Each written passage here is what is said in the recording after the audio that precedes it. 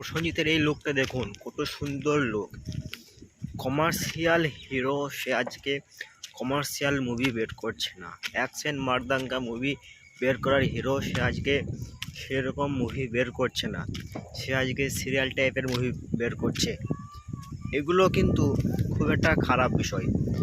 আর প্রসেনজিৎ আজও সেই 25 বছরের যুবকই লাগছে প্রসেনজিৎকে, তাই না?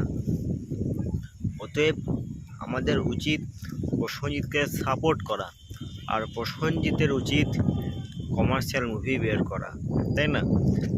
সিরিয়াল টাইপের মুভিতে প্রসেনজিৎকে ভালো লাগে ঠিকই, কিন্তু ওনার সেই মাস মুভি সেটা মিসিং।